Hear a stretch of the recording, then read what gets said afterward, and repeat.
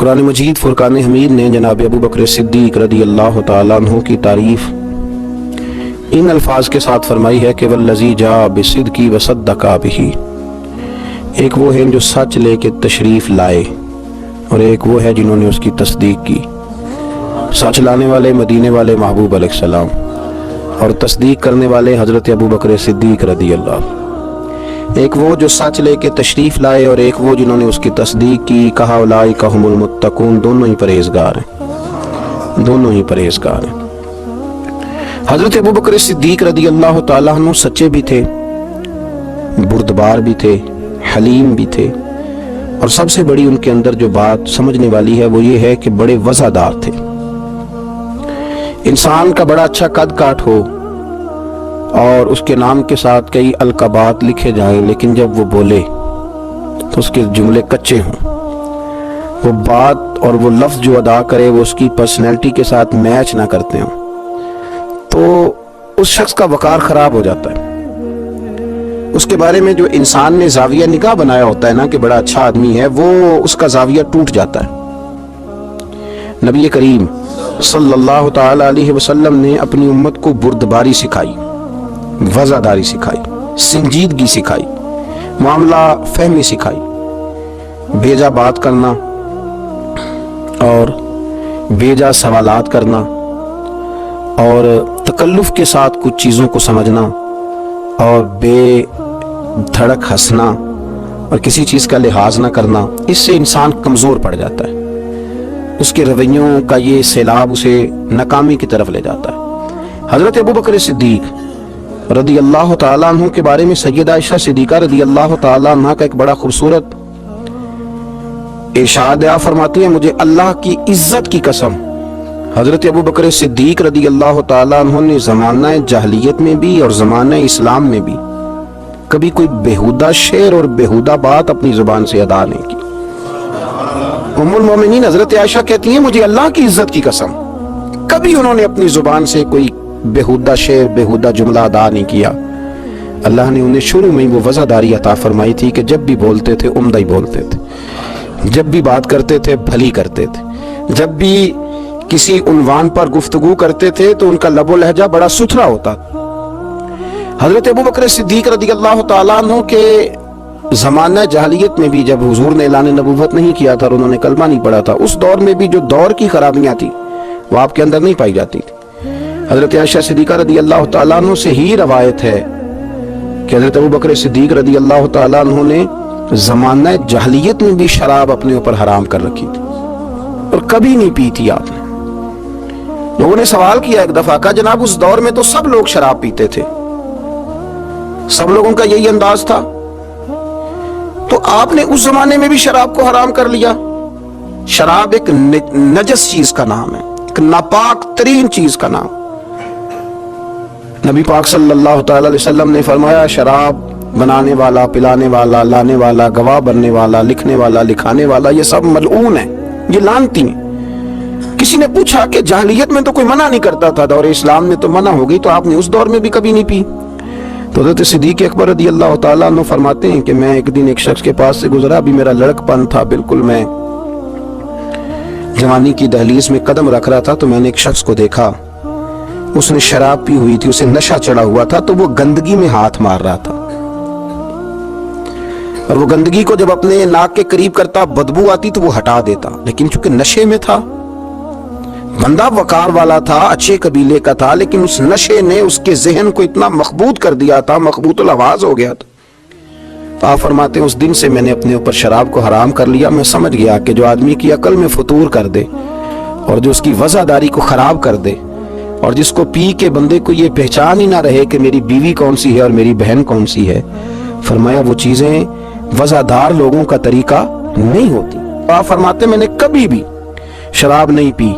और नबी करीम सल्लल्लाहु ताला अलैहि वसल्लम से जब इसका जिक्र किया गया ना कि जनाब अबू बकर सिद्दीक रदी अल्लाह ताला अन्हु फरमाते मैंने कभी शराब नहीं पी, अल्लाह के रसूल फरमाने लगे मेरा अबू बकर सच कहता है, मेरा अबू बकर सच कहता है। अपने आप को हमेशा मुसज्जा रखा, साफ सुथरा रखा। हजरत अबू बकर सिद्दीक रदी अल्लाह ताला अन्हु अक्सर अपनी जुबान को पकड़ लेते थे। اور اپنی زبان کو پکڑ کے کہتے تھے کہ تو نے مجھے بڑا پریشان کر دیا ہے، تو اگر سیدھی ہو جائے تو میرے بڑے کام سیدھے ہو جائیں، تو اگر سنور جائے تو میرے بڑے معاملات سنور جائیں،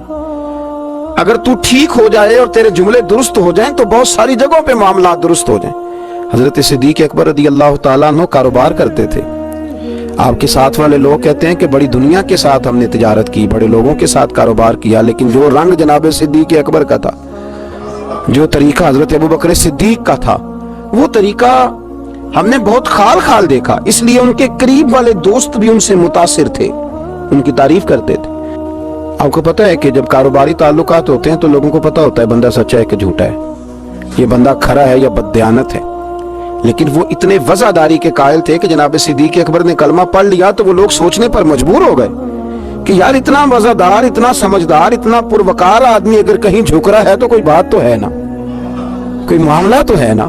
تو وہ بھی قریب آنے لگے، تو بہت سارے لوگ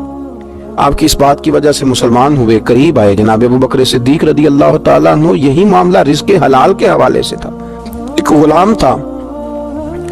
تو کبھی کبھی اس زمانے میں اس طرح ہوتا تھا کہ غلام خریدے جاتے تھے، ان کے پیسے دیے جاتے تھے، تو غلام جب کام کرتا تھا تو آقا کا اس میں حصہ ہوتا تھا، تو وہ غلام کبھی کوئی کمائی کر کے لاتا تو آپ کو بھی کچھ پیش کرتا۔ ایک دن بڑی سخت بھوک لگی ہوئی تھی، تو دل میں خیال آیا کہ آج غلام کچھ لے آئے، اور آپ کا غلام کہتا ہے کہ جب بھی میں کوئی چیز کہیں سے لے کے آتا تھا جناب ابوبکر صدیق پوچھا کرتے تھے کہاں سے لائے ہو، اتنے محتاط تھے، یہ چیز کہاں سے آئی۔ فرماتے ایک دن میں کچھ لے کے آیا تو بھوک بڑی شدید لگی ہوئی تھی، جناب ابوبکر صدیق رضی اللہ تعالیٰ عنہ نے جو میں لایا اسے کھا لیا، تناول کر لیا، اور جب فارغ ہوئے تو میں نے کہا آقا آج آپ نے پوچھا نہیں کہ میں کہاں سے لایا ہوں۔ فرمایا یارو خو مجھے یاد ہی نہیں رہا، بتاؤ کہاں سے لائے ہو، کس طرح کر کے یہ چیز آئی ہے۔ تو کہتے میں نے عرض کی حضور دور جاہلیت میں نا میں نے کسی پر جنتر منتر کیا تھا، تو میں نے اس سے کچھ فیس لینا تھی، آج وہ شخص مجھے مل گیا تو اس نے پیسے دیے، یہ میری محنت کی کمائی نہیں ہے، یہ تو میں اس ذریعے سے لے کر کے آیا ہوں۔ کہتے ہیں کہ حضرت ابوبکر صدیق تو پریشان ہو گئے، فوراً اپنے گلے میں انگلی ڈال کے تو کیا کر دی، پھر استغفار پڑھنے لگے اور رونے لگے، کہنے لگے اللہ یہ میں نے جان بوجھ کر نہیں کیا، اللہ یہ مجھ سے بھول کر ہو گیا، مالک میں بھول گیا تھا۔ عزیز دوستو، نہ کبھی شراب پی، نہ کبھی لقمہ حرام کی طرف گئے، نہ کبھی کوئی بےہودہ لفظ اپنی زبان سے نکالا، نہ کبھی کسی شخص کو تکلیف دی، ان کے مزاج میں ٹھنڈک تھی، نرمی تھی، جو ان کے قریب آتا تھا وہ ان سے پیار کرنے لگ جاتا تھا، جو ان کے پاس بیٹھتا تھا ان کی بات توجہ سے سنتا تھا۔ انہوں نے کبھی بھی اپنے عمل سے، اپنے کردار سے، اپنے افکار سے کوئی سازش نہیں کی، گروہ بندی نہیں کی، کبھی کسی شخص کو ان سے تکلیف نہیں پہنچی۔ بس یوں سمجھ لیں کہ مدینے والے محبوب نے اس طرح تزکیہ فرمایا تھا کہ ظاہر سے لے کر باطن تک اللہ نے ہر شے میں روشنی عطا فرما دی تھی، اور جب وہ لوگوں کے بیچ بات کرتے تو پھر بھی بڑی صاف ستھری بات کرتے، جب وہ کسی سے ملتے تو بڑے وزیدار ہو کے ملتے،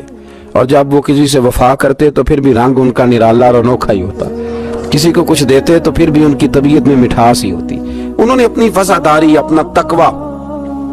اپنی پرہیزگاری اس کو ہمیشہ قائم رکھا۔ میرے نبی کریم صلی اللہ تعالیٰ علیہ وسلم نے اس بات کا ان لفظوں کے ساتھ تذکرہ فرمایا جب ایک شخص نے آ کے عرض کی حضور آپ سے ملنے آیا ہوں، دوبارہ آؤں تو فرمایا مجھ سے ملاقات نہ ہوئی تو میرے ابو بکر سے ضرور ہو جائے گی، اس سے ملنا۔ ایک شخص کو نا نبی پاک خرچہ دیتے تھے، ماہانہ اس کو حضور دیا کرتے تھے، تو رسول کریم صلی اللہ تعالیٰ علیہ وسلم سے ایک دفعہ عرض کرنے لگا کہ یا رسول اللہ صلی اللہ تعالیٰ علیہ وسلم، میں آپ سے پاتا ہوں تو میرے اوقات گزر اوقات ہوتی ہے۔ تو گویا اس کے سوال کا معنی یہ تھا کہ اگر آپ نے ظاہری پردہ کیا تو حضور نے فرمایا میں نہ ملا تو میرے بعد ابو بکر کے پاس آنا، اور پھر انہوں نے ان ساری چیزوں کو نبھایا، پھر پورا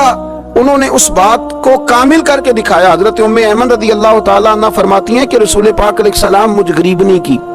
ہمیشہ مدد کرتے تھے، حضور میرے پاس اکثر آیا کرتے تھے، مجھے نوازا کرتے تھے۔ آپ فرماتی ہیں کہ جب نبی پاک علیہ السلام نے وصال فرمایا تو میں بڑی پریشان ہو گئی، کون میرا خیال کرے گا، کون آئے گا، اور کون ہے جو اتنا وفادار ہے، اتنا سنجیدہ ہے، اتنا رسیلا ہے، اتنا میٹھا ہے کہ جو اتنی باریک باریک باتوں میں بھی اپنی وفاداری قائم رکھے گا۔ آپ فرماتے ہیں میں بڑی پریشان تھی اور رو رہی تھی، دروازے پہ دستک ہوئی، جب میں نے دروازہ کھولا تو ابو بکر صدیق بھی تھے، عمر فاروق بھی تھے۔ فرماتے ہیں کہ میں نے ان دونوں کو دیکھا کھڑے ہوئے، تو پھر میں نے پوچھا کیسے آئے ہو؟ تو کہتے ہیں ان کی آنکھوں میں بھی آنسو تھے اور میں بھی رو رہی تھی۔ تو عرض کرنے لگے کہ اماں جی آپ نے فکر نہیں کرنی۔ حضرت ابوبکر صدیق فرمانے لگے جب تک میں موجود ہوں میں حاضر ہوتا رہوں گا، آپ کو فکر کرنے کی کوئی ضرورت نہیں، جب تک میں ہوں۔ انہی ان کے اخلاق پر، انہی تعلیمات پر، یہی ان کی وزاداری تھی کہ جس پر میرے رسول پاک علیہ السلام نے فرمایا نماز میرے ابو بکر ہی پڑھائیں گے۔ حضور جب علیل ہوئے ظاہری طور پر تو فرمایا نماز ابو بکر صدیق پڑھ۔ اچھا مزے کی بات، لوگوں نے حضرت مولا علی شیر خدا سے سوال کیا تو حضرت علی کی جو باتیں ہوتی تھی وہ صرف علم نہیں ہوتا تھا، ساتھ حکمت اور دانائی بھی بڑی تگڑی ہوتی تھی۔ جب حضرت سیدنا علی المرتضیٰ شیر خدا کرم اللہ تعالی وجہہ الکریم سے یہ سوال پوچھا گیا نا کہ آپ نے حضرت ابو بکر صدیق کو کیوں خلیفہ بنایا، آپ نے حضور کی مسند پر انہیں کس طرح بٹھایا، تو حضرت علی المرتضیٰ شیر خدا رضی اللہ تعالیٰ عنہ کرم اللہ تعالی وجہہ الکریم فرمانے لگے نبی کریم نے نا انہیں مصلی دیا تھا، حضور نے انہیں منبر دیا تھا۔ تو ہمارے ذہن میں یہ بات آئی جسے نبی پاک نے ہمارے دین کے لیے پسند کیا، ہم اپنی دنیا کے لیے بھی اسی کو نہ پسند کر لیں جسے حضور نے ہمارے دین کے لیے پسند کیا، جس شخصیت کو، جس کی قابلیت کو، جس کی وفاداری کو نبی پاک علیہ الصلوۃ والسلام نے ہمارے دین کے لیے چنا، کیا ہم اپنے دنیاوی معاملات بھی انہی کے سپرد نہ کر دیں؟ اور فرماتے ہیں ہمیں امید ہے کہ وہ صحیح طریقے سے ان معاملات کو چلائیں گے۔ ہمارے ہاں یہ چیزیں اب ختم ہوتی چلی جا رہی ہیں، بہت زیادہ بولنے کا شوق، بغیر احتیاط کے ساتھ کھانے پینے کا شوق، اور لوگ کہتے ہیں جس طرح کی محفل ہوئی میں تو اسی طرح کا روپ دھار لیتا ہوں۔ وہ مسجد میں بھی ہوتے ہیں تو نبی پاک کے غلام ہوتے ہیں، اور دکان پہ بھی ہوتے ہیں تو رسول اللہ کے غلام ہی ہوتے ہیں۔ ان کو روپ دھارنے کی ضرورت کیا؟ ان کا ایک ہی رنگ ہے اور وہ محمدی رنگ ہے، وہ ایک ہی رنگ ہے، اس رنگ کو انہیں بدلنے کی کوئی ضرورت کبھی بھی پیش نہیں آتی، وہ اسی رنگ میں ہمیشہ اپنے آپ کو رکھتے ہیں۔ اللہ ہمیں بھی وزاداری عطا فرمائے اور ان طریقوں پر چلنے کی اللہ توفیق رفیق عطا فرمائے۔ آخر دعوانا